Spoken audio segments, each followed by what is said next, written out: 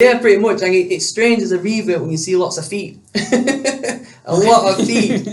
Because you're used to people wearing shoes in front of you in a masjid. Every masjid I walk into now, I don't see it as a masjid full of Asians and us. I walk into a masjid, I think it's my own house. I walk in, so I don't go, Assalamu alaikum. I go, Assalamu alaikum. And everyone's like, what the heck, these white guys proper on it. It's nice because they're seeing a change, they're seeing a guy what finds the masjid comfortable. You know? That second guest today.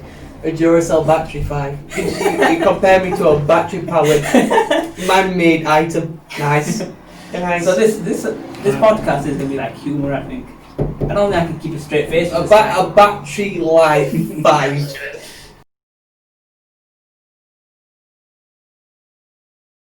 You ready? I'm ready, bruv. Khalid, are you ready? Inshallah. Inshallah. Assalamu alaikum wa rahmatullahi wa barakatuh. Please welcome today again to another episode of the CubeCast. I'm your host for today. My name is Zahid.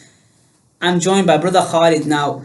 I'm going to introduce him as a Duracell battery times 5. This person's energy levels are out of the roof. His sense of humor is out of the world. And he's a fun person to be around. And that's why he's our second guest on the show. Assalamu alaikum, Khalid. Wa alaikum salam. I was hoping for we practiced this before you came on. You said something. I was hoping for the. We'll put in the bloopers, inshallah. Inshallah. So tell us a little bit about yourself, Khalid the man. Well, I'm from Sheffield, being a revert over 8 years now. Got a big family. I've got like an Asian family, if you want to call it. 8 sisters, 2 older brothers. It's all a big family, mashallah. MashaAllah. And I like to be president of Muslims. MashaAllah. So, what do you do like as a job, if you don't mind me asking? Working mechanics. MashaAllah. So you get to meet a lot of different people every single day. A lot. And how is that? Alhamdulillah, good. Good. So you get to, because obviously during lockdown you haven't actually stopped working during the lockdown period. You now, alhamdulillah, lockdown's over. Not to worry anybody. But you never stopped working, so that must have been a hard period for you. Very hard period. So everyone else is working from home and I'm sat there on a desk. Okay. Pretty much, yeah. So I'm on the front lines like a soldier. So we were clapping for you as well, you know, on Thursday night we were clapping, not just for NHS, but also for I Khalid. clap for myself as well. But tell us a little bit about yourself in terms of what made you interested in Islam. What got you? Well, pretty much when I was younger, both my sisters become Muslim. Now they've been Muslims over 15 years each. So Sure. they become Muslims when I was a child. And I remember they were looking into different religions, Christianity. At one point they even went into Buddhism. I don't know why, but they went into all different kind of religions, studying them. And then one day, my sisters came home and I walked into one of the rooms and I've seen them praying. And they had the hijab on and all this. I was thinking, why are they praying on a carpet for? What's that carpet for? A bit strange, really. And after when they stopped, they didn't listen to me. I was trying to talk to them, they wouldn't listen to me. So tell us about the age difference here, just because obviously you said I was a child. I was 9 and my sisters at the moment, they're like nearly 10 years older than me. You know what I mean? Mashallah. So I was 9 and they're gonna kill you for disclosing your age now. Yeah, 100%. But as a child seeing that, it's strange. It's a strange Yeah. feeling. You think something's going wrong or something's happened to them because they're ignoring you when you try to talk to them. Yeah. But then after when they finished prayer, they came into my room and they were explaining what they've done and all that. And at that point, I wanted to take a shahada. I wanted to be a Muslim. So at 9 you want to take the It's shahada. 9, yeah. So when I was younger, I wanted to be a Muslim. And their exact words to me was, when you're old enough and you're ready, look into it and then take your shahada. Don't rush into it because you're a child. You won't keep to it. I said, that's fine. And then I went to a mixed school, different ethnicities, Asians, English people, it was just a mix. And then pretty much I had a couple of Asian mates. We used to staff a lot of WAG lessons, mostly science. Please, this is not encouraging this at all. Yep. And they were very welcoming, very nice people. They welcomed me with open arms. We had a laugh. There were no retaliation. And in this school that I went to, there were a lot of violence towards the English people and the other ethnicities, i.e. Muslims. A lot of tension used to arise because of it. And these weren't the same, and I weren't the same. So we bonded. It was nice. Mashallah, it was nice. So you bonded with who? Sorry. The Asians. Okay. And the English people. So you were kind of you were integrated in all societies. Also, yeah. Mashallah. And it made it better for me because when my sister used to come to the school, both of them used to wear hijabs. So the Asian were like, oh my God, white people, white Muslims.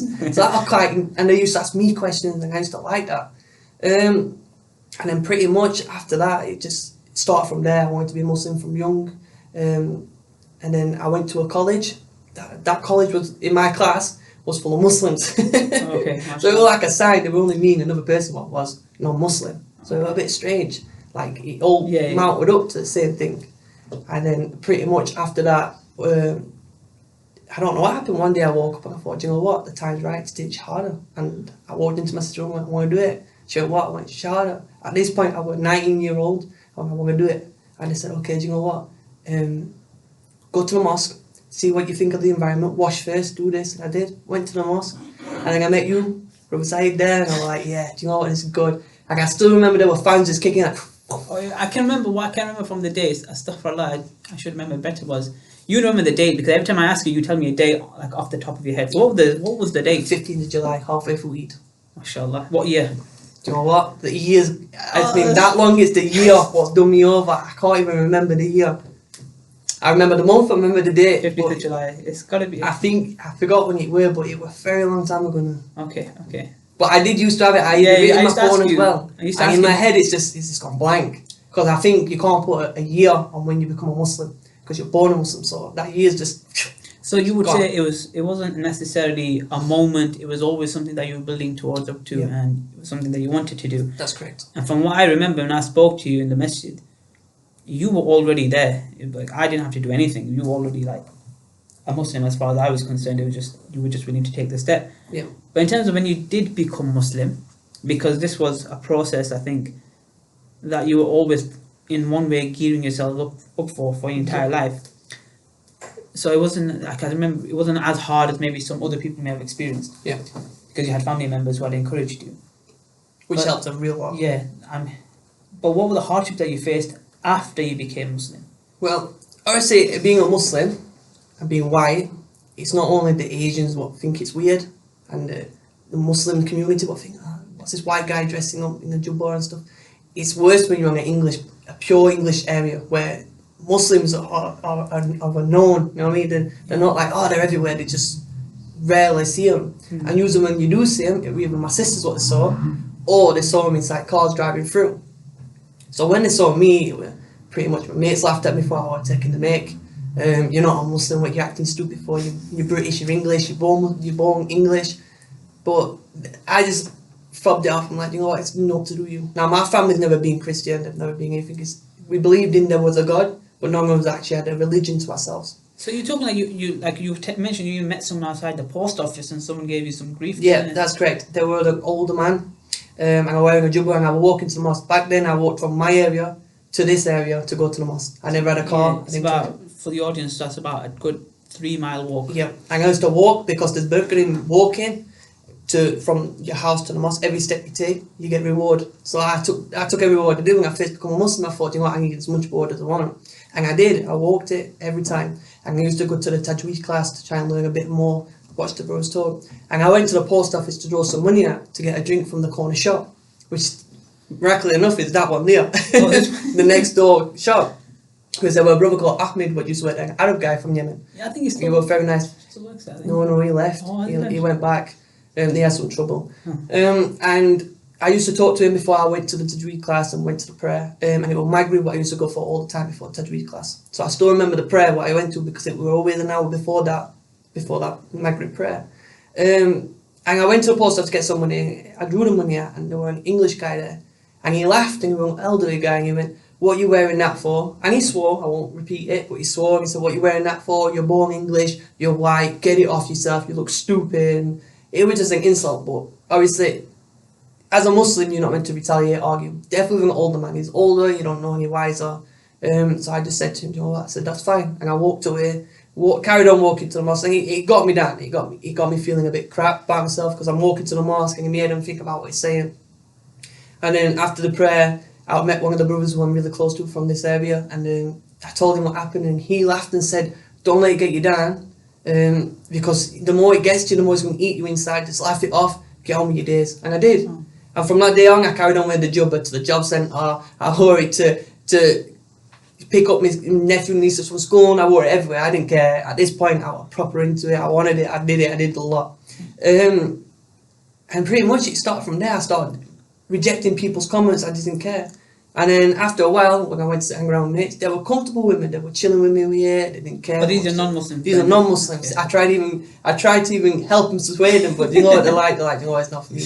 But alhamdulillah, they were all happy with it. They were all proud of me. A couple of them, not naming names, but went to prison. A couple of them, just their life just went shattered. But I know them. My mum used to say, look at you where they are and look at where you are now. Like I said to mum, it's because of Islam. If I didn't follow Islam, I wouldn't be where I am today. Today, I would be either in prison or I would be doing something stupid on the roads. Yeah. But alhamdulillah, they've opened their eyes, they see me, they're happy with me. People from my own area know me by my Muslim name, Khalid. So that's even better because when they see me go, oh, that's Khalid. Even the young guns, they call me Khalid. So everyone's known to it. And my area now starts to open up. There's more Mashallah. ethnicities, more majorities. There's more people moving onto the area, what's helping combine the Mashallah. ethnicities together, which is, mashallah, even better. It's better than what it was. You kind of brushed it off really quickly in terms of, you said, I just brushed off all this negativity and I just, became Muslim, I kept doing this. But there must have been something that you were doing that was helping you in terms of motivating yourself, because obviously getting all this negative abuse, it must have been hard for you as an individual just to take that. Yeah. Especially because where you're from, your surroundings. Yeah. And what did you do for as a personal self to? Well, there were a couple of things I did. First thing was talk to friends. Obviously, the Muslim friends what I gained, talk to them first. And obviously, because they've experienced abuse as well, they know what I went through, so they were fine. My sisters, big help, because obviously they're English reverts, white reverts. They've been on the area, they've had it all thrown at them for years before me. So they were used to it as well, so talking to them helped me.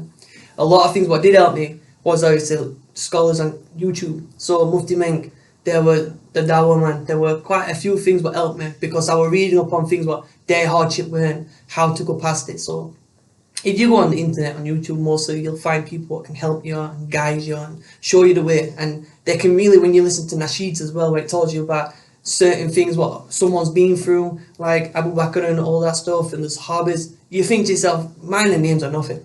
They don't hurt you, they don't affect you. The interesting thing about YouTube is obviously because we're now the Q Foundation made a YouTube channel. Yeah. And the funny thing is, yesterday I was on the Dawah stall that we do. Yeah. And I was talking to this English brother came on his bike. I think his name was Liam. He actually subscribed to the channel in front of me, so big shout out to Liam. And I met him and he goes, oh yeah, we're starting a YouTube channel. Would you like to be on the sort of, this conversation? Are you willing to record it? And he was a bit hesitant to on camera, so which I accept, no problems. But I said, he goes, yeah, I love watching YouTube. I go like, oh, what do you watch then? And he goes, I watch Freshly Grounded. And I thought to myself, I watch Freshly Grounded as well sometimes. And the funny thing was, I'm looking at this individual who's a non-Muslim, white male, in his early 20s, and he's watching a Muslim-orientated show. So that encouraged me to, obviously, with the YouTube channel and, this podcast that we do, that we should really get out there, because there's a big audience of people wanting to get this information. Yeah. But in terms of, okay, we've talked about your hardship. There's a cameraman who's pointing your hat. I don't know what he's saying. I think he's saying, can you put your hat up a bit? But in terms of your hardships... That's what happens when you pay someone £9 an hour. You paid zero. We won't disclose his wages at the moment. But you talk about your hardships now. You're a person that, I say, integrates with everybody. Like we always said, you had white friends, Asian friends, Muslim friends, non-Muslim friends. So tell us a bit about your experiences as a Muslim who was just even though you're being a bit I'd say a bit reserved on camera at the moment, but you're a larger than life character as far as I'm concerned. And how was that sort of integrating the message when you came to, obviously we live in, you would call like a majority Pakistani area. I would say this area is a few Arabs, a few Somalis, but a majority Pakistani area. The masajids are a certain type of masajids. Yeah. How did you find the experience? I found it overwhelming, to be honest. Like at first I thought I was quiet, I was always in the masjid in the corner, just sat there doing a bit of sikr, a bit of prayer beads. For all those who know what sikr are, the little beads when you walk around and you just say words to them, you'll learn it. And I was just sat there doing them. I thought to myself pretty much like this is unknown to me, like this is strange, you know what I mean? I've seen my sister's Muslim, but I've never actually experienced being surrounded by different ethnicities, like surrounded all the time. Like I know I went to a mixed school, but sat inside one place where you got the uncles, you got the brothers, and they all know each other and all shake hands, and you're sat there from this different area and you're like, oh, what am I doing? Because when you're in school, you know them, and then you come home and Yeah. you don't really know them intimately. Because in school you get introduced to each other, like, oh, this is Khalid, this is So you get to know each other's names and they give you activities to do. In a masjid, you walk in a masjid, you just like, what am I doing? So at first it's unknown to you, like you think, what am I doing? But the best advice is if you can find a local masjid where you're going to go to it all the time and you're going to see the same face all the time, they're going to get to know you whether you know them or not. They're going to start integrating with you better. They're going to start welcoming you, shaking your hands on Eid prayer. They're going to shake you. They're going to hug you. They're going to be like Eid Mubarak and everything. You know what I mean? They're going to do a lot with you, but at first you feel like you're not welcome. You feel a bit uneased. You feel a bit vulnerable, basically. You know what I mean? But then you start integrating. You start knowing everyone. You're walking. Everyone smiles at you, and then you sit with them, and pretty much you can just be yourself again. You know what I mean? Like you're walking. At first you're quiet, and then after you're bubbler. And even though it's a masjid, you start slowly come back to yourself. Your personality starts to come out. Yeah, your personality comes out, and people start seeing you for who you are. You start seeing them for who they are. So in a way, at first it's totally like, you know what am I doing here? I should have just been at home and read at home. And then when you break that barrier of communication with the brothers, you're like, yeah, I need to go mosque meal, chill with these old guys and that. So yeah, pretty much. Like it's strange as a revert when you see lots of feet. A lot of feet. Because you're used to people wearing shoes in front of you. In a masjid, a lot of people just wear either sandals or they take them off to pray. And then you see a lot of feet when you're looking down and you're doing zikr. You see a lot. So for all those with foot fetishes, enjoy. But yeah, it's strange in a way. It's I never thought that. you need to start thinking like that though. Well, if you revert someone with a foot fetish, be careful. But past that point, it's nice when you get used to it and you get used to the people. Like I became close with the imams. Every masjid I walk into now, I don't see it as a masjid full of Asians and us. I walk into a masjid, I think it's my own house. I walk in, so I don't go Assalamu alaikum. I go Assalamu alaikum, and everyone's like, what the heck, these white guys proper on it. It's nice because they're seeing a change, they're seeing a guy what finds the masjid comfortable, you know what I mean? Like, I'll go into Uzbekistan and a lot of people that probably, as a revert, you feel embarrassed going to Uzbekistan and I won't lie to you, but some reverts might not even pray with wudu. They might just feel uncomfortable, they might have broke it, but they feel uncomfortable surrounded by Muslims trying to do you wudu in front of them, you know what I mean? You feel embarrassed. But then again, after that barrier walks, you walk in and you sit like a Muslim. You go over to the stool what you're meant to sit on with your bum and you put your feet on it, you sit like a monkey squatting down and you're washing your hands, you're washing your face. And a lot of people when they first become Muslim, they'll put mouth and gurgle and a little bit of spit. I just poof, it goes in there. Everyone looks like, wow, this guy's comfortable. It's like bathing yourself, but you're not at home. But yeah, you get comfortable, you get happy, you love it, you get jolly. Like at the moment, I'm myself, you smiling and laughing. I'm a bit nervous. That's what I meant, disguised. I'm a bit nervous because I've got 3 cameras on my head, so I'm going to be a bit nervous here. But when you get used to it, you see the brothers as your own brothers. Like I don't go to the mosque and go, oh, I've met this guy, I met so. I just go, oh, I met some brothers today. I call them brothers, I call uncles. If I see an auntie down the road, I call her auntie. You start developing the actual family orientation. Like I don't believe that I've just got one family. I believe that I've got hundreds of family. I don't go to another area and think I'm not welcome in a masjid. And my experience in a masjid, I've had bad experiences, I've had good experiences. I've had experiences where I didn't feel welcomed and someone thought that I weren't a Muslim. But then I've also had good experience where people just drag you in the masjid and go, what are you doing? Do you want to have something to eat? And you're like, this isn't a restaurant, but yeah, I'll have something to eat. You're going to offer me some biscuits or something. But I want to put, you said you had all this like a family, but I'm going to give a shout out to one individual here, Brother Anhar, because I know he was very instrumental in terms of helping with you and keeping on the straight path. Yeah.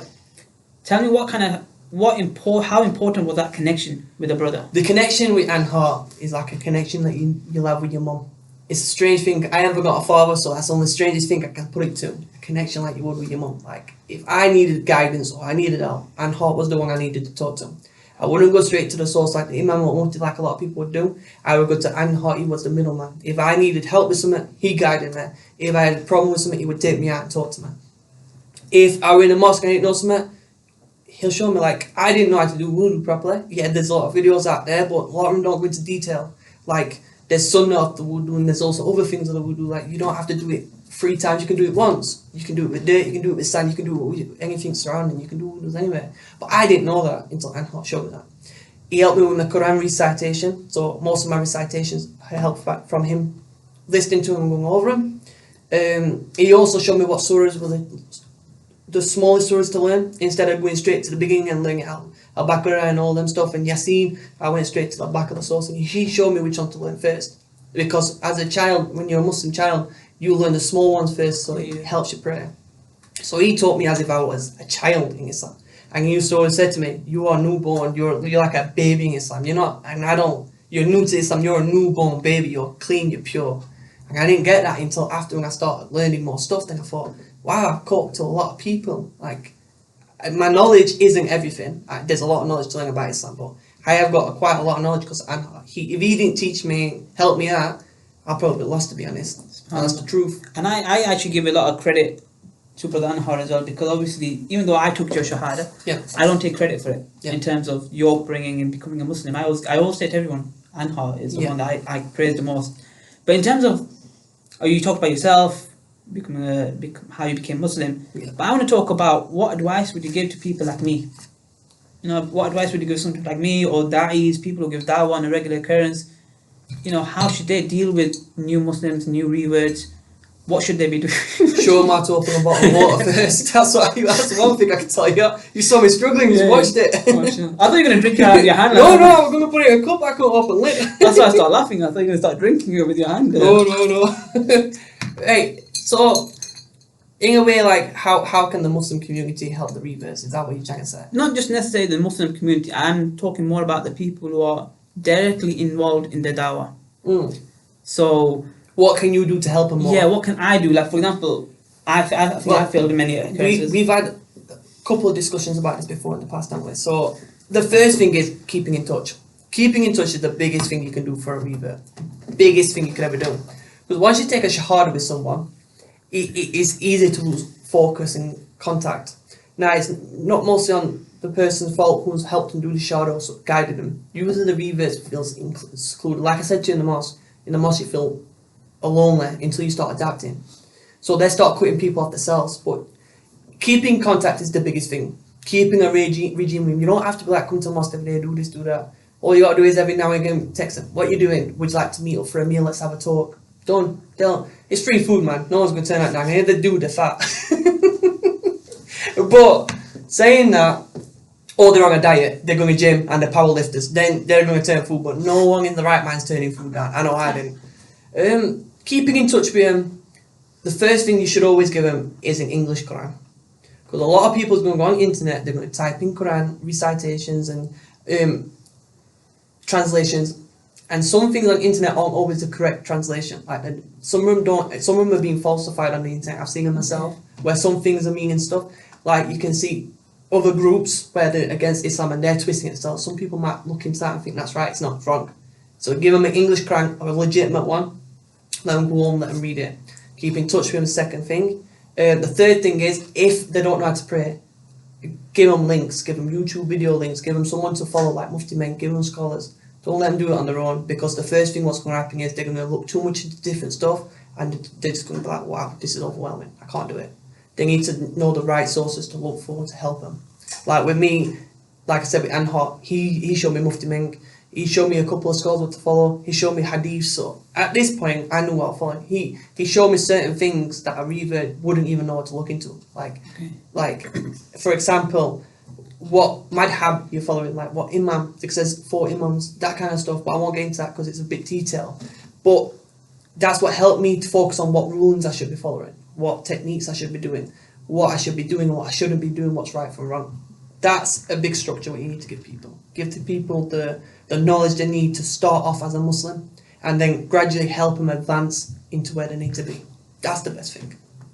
Sure, I think that's advice that we should all take on board in terms of, even for myself, like how we should deal with Muslims. And I think I mentioned this last time, but the connection I think is really important, because if you lose it, I've had people, and sometimes not always the fault of the person giving the shahada, sometimes it's just inevitable. Yeah. I've had people who have embraced Islam in front of me, tears have come out, and then suddenly they don't want to know you. Yeah. And you're like, no, again, like I said, it's not only on your side, it's also there. Maybe they just got something going off and they just don't want to talk. And then that's how the structure, because they might be fobbing you off and thinking, you know, I don't want to chat to him, I don't want to talk to him. And then it's got to a norm that they think, oh, what if I do text them? They think I'm being rude to him because I didn't text them for a while. So they lose connection with you, you know what I mean? So that's what I'm saying, every couple of weeks contact. exchange numbers. Don't let them go even if they want, even if you feel like they're persuading you away. I'm not saying knock on the door and be like, come on bro, we're going out, I've got a car outside, taxi and what. Just quick text, how are you? If you're feeling a bit down, you know where I am, I'm here. If you feel like something's wrong, text me, let me know. You've got my number 24/7, it's on. Even if I'm in bed, like you once said that to me, even if I'm in bed and it's 4 o'clock in the morning, text me, I'll answer it. If I don't answer it, forgive me and I'll text you in the morning. That's it. I can't remember saying that, but okay. I remember it about 4 months ago, actually. Okay. Yeah. Okay, mashallah. Good on me. Good on me. Yeah. Okay. You're good, didn't you? His brother's got wisdom, but don't know it. But the other thing I'm going to say is, I'm going to say your future aspirations for yourself as an individual. Now, I know that you're a newlywed now, mashallah. You know, a lot of hearts were broken there. Shouldn't have said that.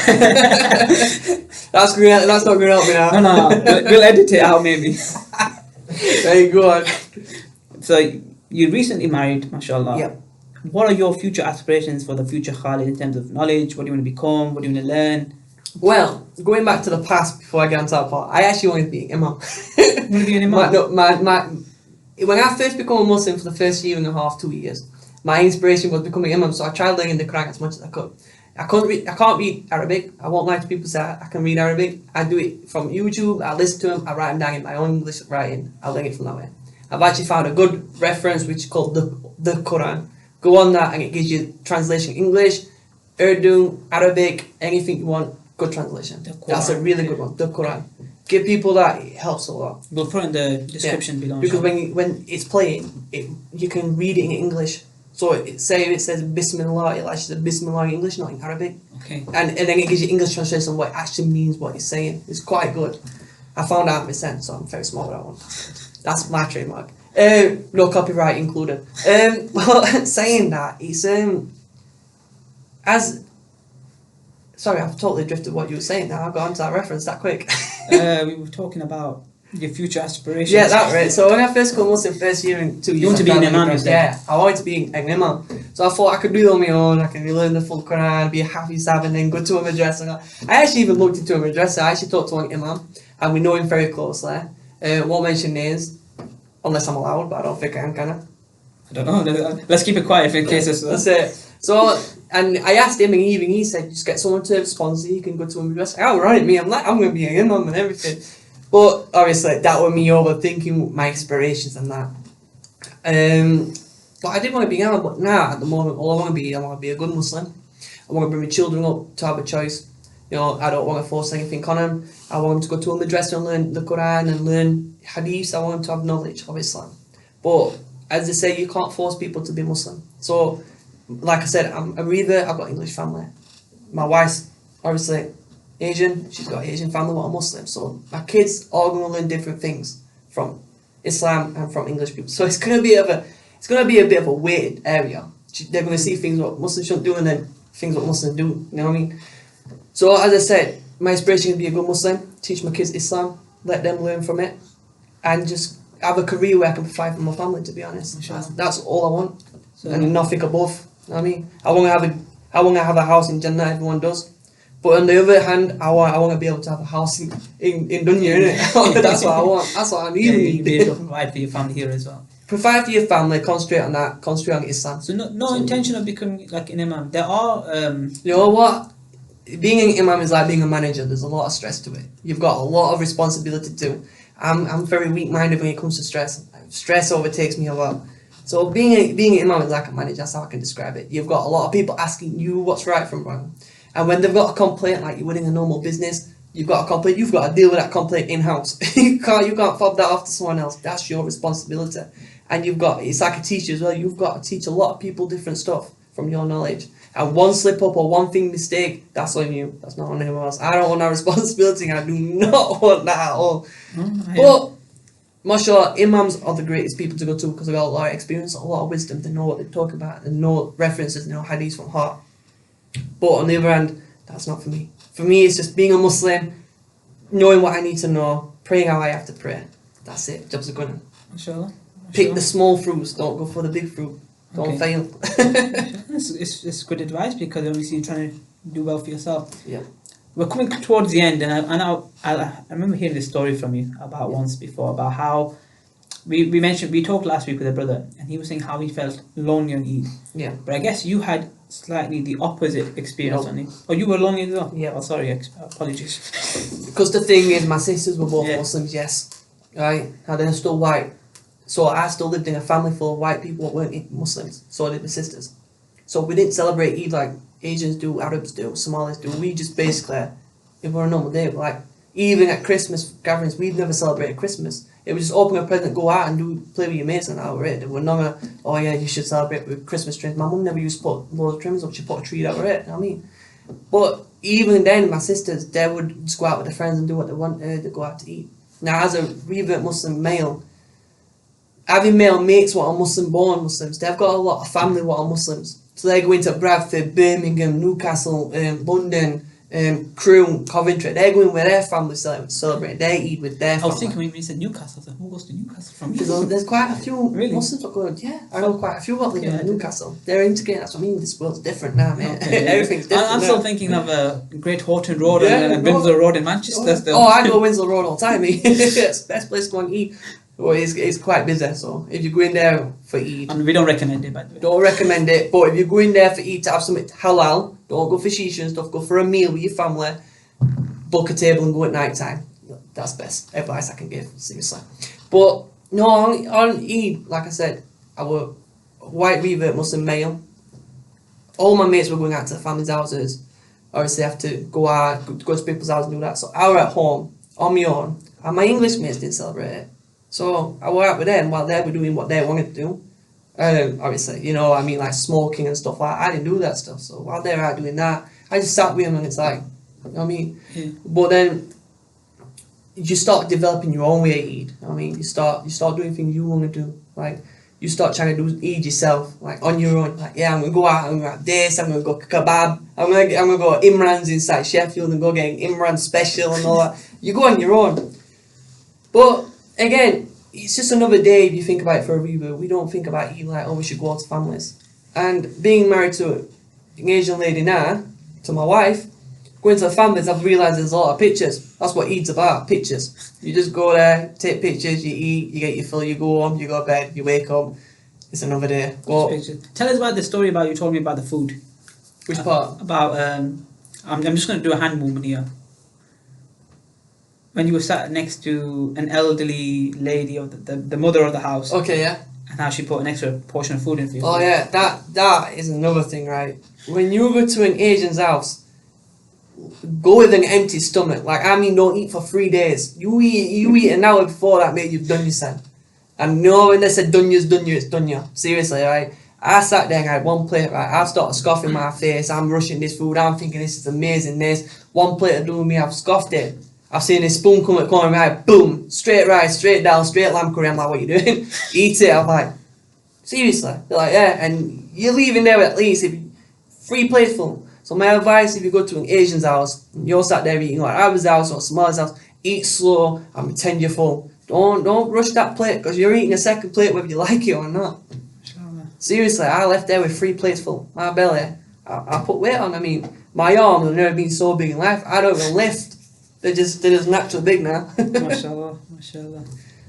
Alhamdulillah. We're actually coming towards the end of You the said podcast. that twice already, so We're that's actually- great. Is there anything the last thing you want to say? Any piece of advice for our guests, our audience? Piece of advice, subscribe, like, so he's the man.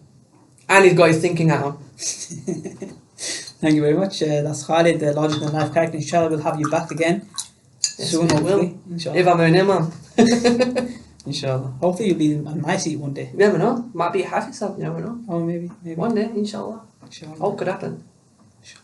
Okay then. See you next time, inshallah. Assalamu alaikum. Wa alaikum salam. No, also thank you to the cameraman as well behind. He's telling me. On £9 an hour. £9 an hour. 0. I have to make tea as well. I were going to say,